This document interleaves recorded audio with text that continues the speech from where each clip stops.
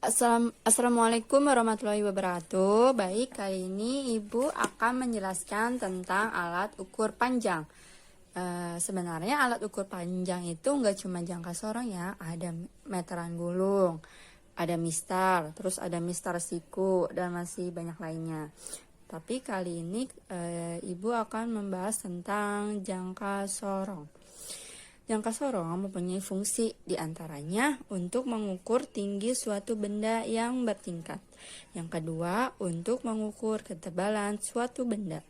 Benda yang dapat diukur biasanya bisa berbentuk bulat, kubus, bujur sangkar, balok, persegi, dan lain-lain. Ketiga, untuk mengukur inner ring atau bagian dalam suatu benda. Misalkan kayak kamu ingin mengukur cincin nih, ada cincin kan. Nah, kamu bisa ukur dengan menggunakan jangka sorong nih, iniannya. Ya, bisa diukur gitu. Terus untuk mengukur outer ring atau bagian luar benda. Nah, tadi kan bagian dalamnya, sekarang mengukur misalkan cincin bagian luarnya nih berapa lebarnya cincin, terus tadi berapa lebar dalam cincinnya gitu. Mengukur kedalaman benda. Bagian-bagian dalam jangka sorong. Nah, di sini bisa dilihat ya pada gambar. Ini merupakan gambar dari jangka sorong. Misalkan tadi kita ingin mengukur cincin ya. Baratnya ini jangka sorong asli. Nah, cincinnya nanti kita masukin ke sini. Tuh, nanti ketahuan berapa lebar dari si cincin ini, outer ringnya. Jangka sorong mempunyai bagian-bagiannya. Yang pertama, di sini ada rahang dalam. Kedua, rahang luar. Ketiga, depth probe. Nah, depth probe ini fungsinya tadi untuk mengukur kedalaman suatu benda. Nah, yang keempat, ada skala utama nih. Jadi skala utama itu dari ujung sisi yang kiri ke ujung sisi sebelah kanan nih, namanya skala utama nih semuanya. Kita tulis di sini ya, skala utama.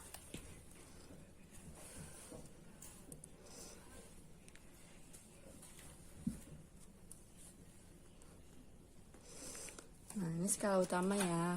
Sedangkan yang bagian bawah nih namanya skala nonius. Ini skala nonius kita tulis ya.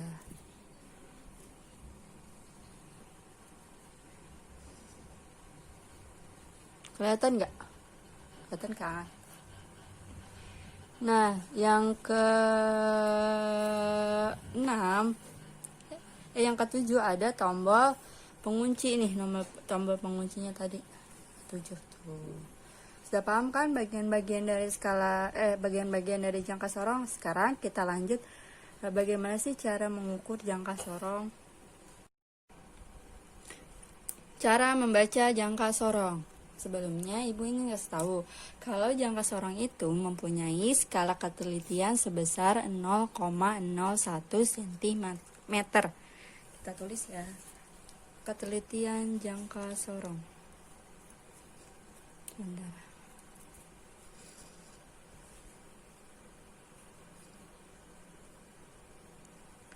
Ketelitian jangka sorong 0,01 cm.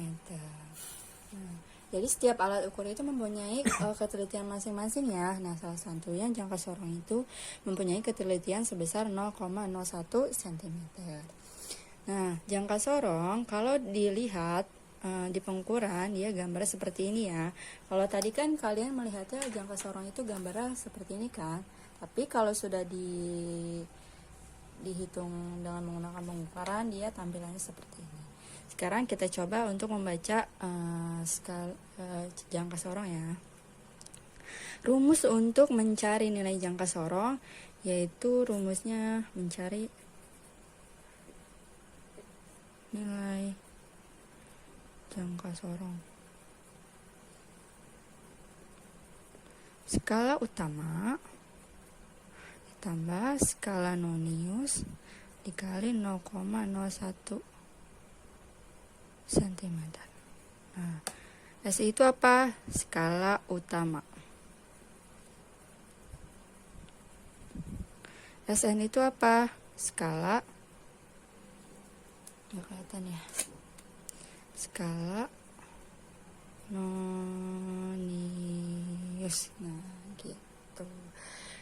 Kenapa skala noniusnya harus dikali 0,01 cm? Karena tadi 0,01 cm itu merupakan ketersediaan dari jangka seorang. Sekarang kita mulai hitung ya. Di sini dilihat angka pertamanya berapa? 2 kan? Oh iya, sebelumnya kalian harus tahu dulu menentukan mana yang skala utama, mana yang skala nonius. Nah, skala utama itu dia letaknya yang paling atas. Ini namanya skala utama. Skala utama atau biasa kita singkat dengan SU. Itu. Sedangkan yang bawah namanya skala nonius atau SN. Gitu. Sekarang kita mulai hitung ya. Angka pertamanya di skala utamanya berapa? 2 ya. Kita tulis di sini. Berarti skala utama atau SU-nya sama dengan 2. Nah, 2. Di sini kan ada garis kecil-kecilnya ya. Nah, garis kecil-kecil ini dia mempunyai nilai sebesar 0,1. Setiap garisnya itu 0,1 cm gitu. Sekarang kita lihat garis yang mendekati 0 ada di garis keberapa? Garis kecilnya. Garis ke-1, garis ke-2. Berarti ini ditambah nih. 0,1 ditambah 0,1. Kita tulis di sini ya. Berarti 2 ditambah 0,1 ditambah 0,1. Nah, nanti hasilnya berapa? Hasilnya berapa? 2,2 cm. Nah, sekarang skala utamanya udah dapet nih 2,2 cm. Sekarang kita tinggal nyari yang skala nonius. Skala nonius itu kan tadi yang bawah ya. Berarti dimulai dari angka 0. Dilihat lagi nih. Di pertama kalian harus cari dulu garis yang berhimpit antara skala utama dan skala nonius. Dia berhimpitnya ada di garis yang keberapa? Ke-1, ke-2, dan ke-3. Nah, berarti garis ketiga merupakan garis yang berhimpit gitu. Kita tulis di sini ya, skala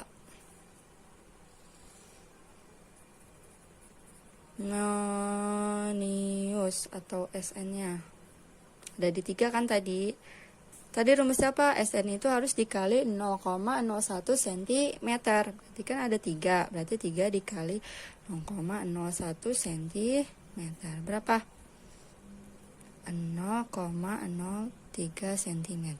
Nah, sekarang udah dapat kan? Skala utamanya 2,2 dan skala noniusnya 0,03 cm. Tinggal kalian jumlahkan. Berapa? 2,2 ditambah 0,03. 2,23 cm. Nah, jadi pengukuran yang diperoleh dari jangka sorong sebesar 2,23 cm. Itu untuk contoh yang pertama, kalau kalian masih bingung. Sekarang Ibu akan memberikan contoh yang kedua. Contoh yang kedua. Di sini ada contoh yang kedua ya. Sebelum itu harus kita kasih keterangan dulu mana skala utama dan skala nonius. Di sini sudah ada ya. Skala utama pokoknya dia tuh selalu berada yang di atasnya nih, skala utama. Nah, sedangkan skala nonius itu berarti yang bawahnya. Kita lihat angka pertama di skala utama berapa? Angka 2, berarti kita tulis di sini skala utama. Skala utama atau SU-nya sama dengan berapa? 2 kan? Kita tulis 2. Ditambah, lihat tadi garis yang mendekati 0 di skala utama. Ada berapa garis? 1 kan nih. Nah, tadi satu garisnya itu nilainya berapa? 0,1 cm. Kita tulis ya. Setiap garis itu mempunyai nilai 0,1 cm. Berarti 2 ditambah 0,1 cm. Berapa hasilnya? 2,1 cm. Nah, sekarang skala utama sudah. Sekarang cari yang skala noniusnya. Skala nonius itu tadi dimulai dari angka 0. Cari garis yang berhimpit antara skala utama dan skala nonius. Dia ada di garis yang keberapa? 1, 2, dan 3. Berarti dia ada di garis yang ketiga nih. Nah, ini namanya garis berhimpit. Garis berhimpit. Nah, sekarang kita tulis di sini skala nonius atau SN ya, sama dengan berapa di angka di garis yang ketiga ya, berarti 3 dikali 0,01 cm. Jadi kalau skala nonius itu nilainya harus selalu dikali 0,01 cm ya, karena tadi diperoleh dari ketelitian jangka sorong. Berapa? 3 kali 0,01, 0,03 cm. Sekarang kita jumlahkan deh. Ini bagus ya, biar kita luruskan biar hitungnya gampang. 2,1 tadi ya, cm tambah. Nah, berapa? 2,1 ditambah 0,03, 2,13 cm. Nah, jadi hasil pengukuran jangka sorong itu sebesar 2,13 cm. Ya, biar jelas. Jangan lupa satuannya ya. Gitu. Alat ukur panjang yang kedua yaitu ada micrometer scope. Nah, di sini ada gambar micrometer scope ya. Fungsi dari micrometer scope yaitu untuk mengukur ketebalan suatu benda yang sangat tipis, seperti lempeng baja, aluminium, bahkan kertas. Yang kedua, untuk mengukur ketebalan luar suatu benda yang sangat kecil, seperti diameter kabel, kawat, bantalan peluru, dan lain-lain. Yang ketiga, untuk mengukur garis tengah lubang pada suatu benda yang cukup kecil. Nah, yang keempat, digunakan untuk mengukur kedalaman suatu lubang yang cukup kecil, seperti lubang pada pipa dan sebagainya. Itu tadi fungsi dari micrometer scope. Nah, sekarang di sini ada bagian-bagian dari micrometer scope. Di sini ada landasannya. Nah, di sini ada skrup-nya. Nah, skrup-nya ini nanti kalau misalkan kalian ingin mengukur ketebalan suatu benda, skrup-nya itu bisa dirubah-rubah gitu. Nah, di sini ada lengan mikrometer. Nah, lengan mikrometer ini mempunyai ada nilai-nilainya nanti, ada angkanya, ada 1, 2, 3, 4 dan seterusnya. Nah, di sini juga nanti ada angka-angkanya ya. Nah, sekarang bagaimana cara membaca micrometer scope? Tadi kan di sini ada gambarnya. Nah, kalau cara membacanya jadi tampilannya seperti ini. Sama seperti jangka sorong tadi, micrometer scope mempunyai skala ketelitian sebesar, kita tulis dulu di sini ya. Skala ketelitian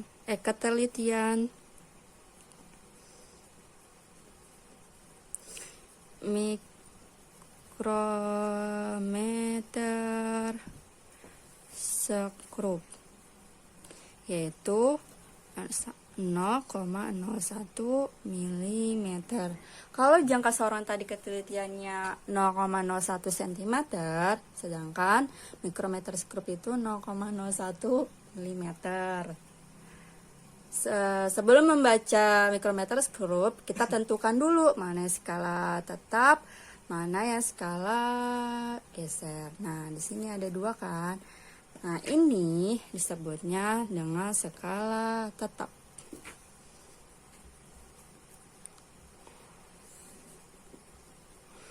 Nah, sedangkan yang ini namanya skala geser.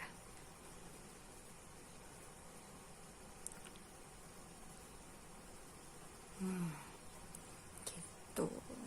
Sekarang kita tulis ya. Skala tetapnya berapa?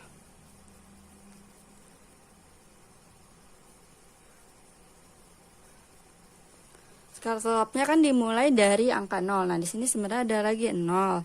1, 2. Nah, berarti skala tetapnya itu nilainya 2 ya, milimeter. Jangan lupa ditulis angkanya. Sekarang skala tetap sudah, mencari skala geser.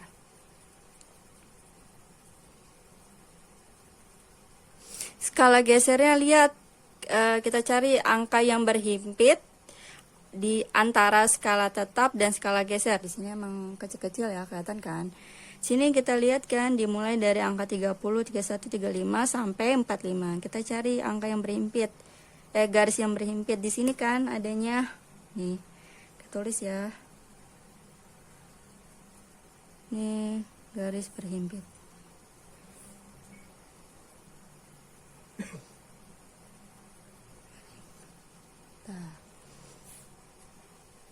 Berapa nilainya? 35, 36, 37 ada di angka 38. Nah, kita tulis berarti 38. Nah, 38 ini harus kita kalikan dengan 0,01 mm. Kenapa? Karena tadi skala ketelitian dari mikrometer skrup itu sebesar 0,01 mm. Kita hitung ya. 38 kali 0,01 mm berapa? Hasilnya berapa?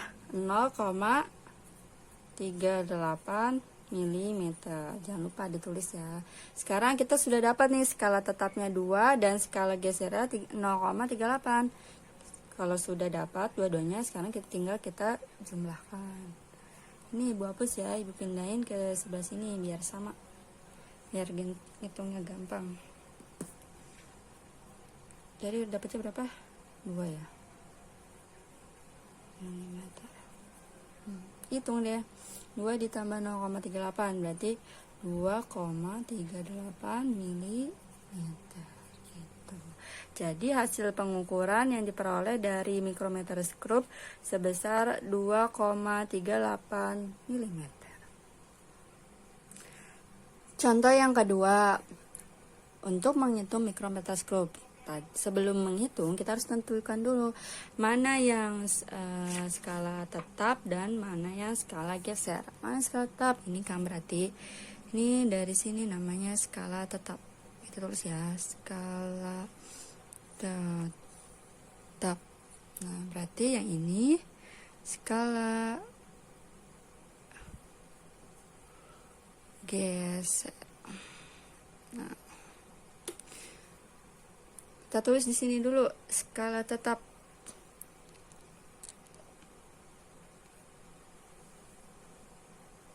Skala tetapnya ada berapa angkanya? Ada 3 kan? Nah, tapi di sini ada garis kecil. Ya kan? Nah, garis kecil ini setiap satu garis bernilai 0,5 mm. Berarti tadi kan kita dapatnya 3. Terus di sini ada garis kecilnya, satu garis bernilai 0,5 mm. Berarti kita tulis dulu aja ya, biar kamu nggak bingung. Berarti 3 ditambah 0,5 mm gitu. Kalau misalkan di sininya nggak ada garis kecilnya, langsung seperti ini, berarti kamu nulisnya 3 aja gitu. Ini kenapa harus ditambah 0,5? Karena di sini ada garis kecilnya gitu. Berapa? 3 ditambah 0,5 sama dengan 3,5 mm gitu. Ini untuk skala tetapnya. Sekarang kita cari skala geser. Skala geser atau rahang geser, skala tetap atau rahang tetap ya. Skala gesernya itu kan dimulai dari angka 30 sampai angka 45. Nah, tadi syaratnya apa? Kita harus melihat garis yang berhimpit antara skala tetap dan skala geser. Mana nih garis yang berhimpit? Ada di nomor 40 kan? Nih. Ini garis berhimpitnya. Tuh, kita tulis sini, garis berhimpit.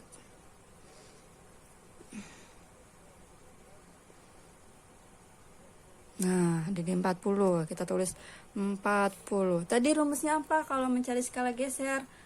Harus dikalikan dengan 0,01. Berarti 40 dikali 0,01 mm ya. Berapa hasilnya? 0,4 mm. Kita udah dapat nih skala tetapnya 3,5 dan skala gesernya 0,4 mm. Tinggal ditambahkan deh. Berapa? 3 tambah 0, 3. 5 tambah 4,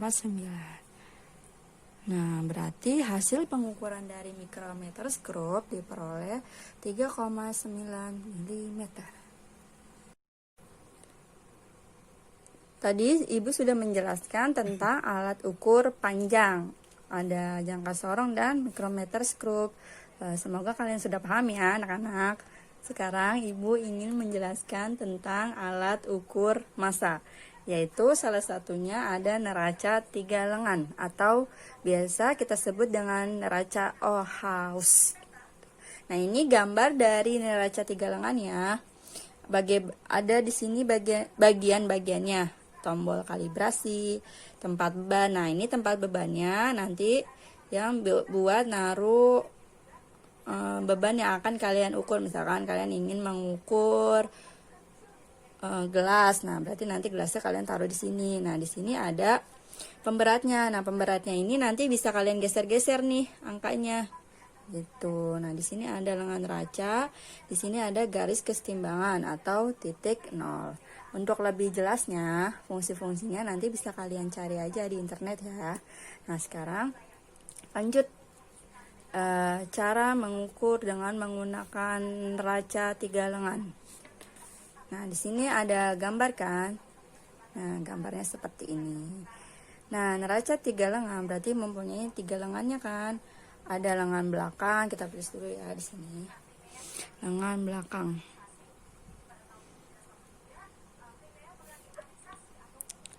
Lengan belakang, lengan tengah,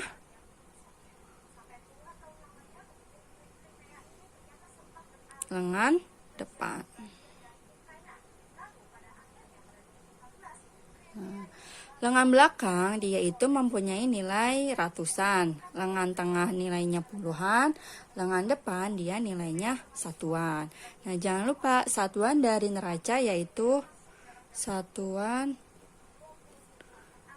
neraca itu gram ya, satuannya gram gitu.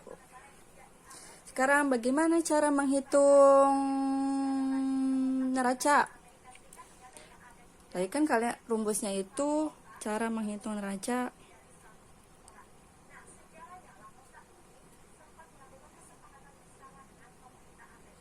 Gampang kok, tinggal kalian tambah-tambahkan saja.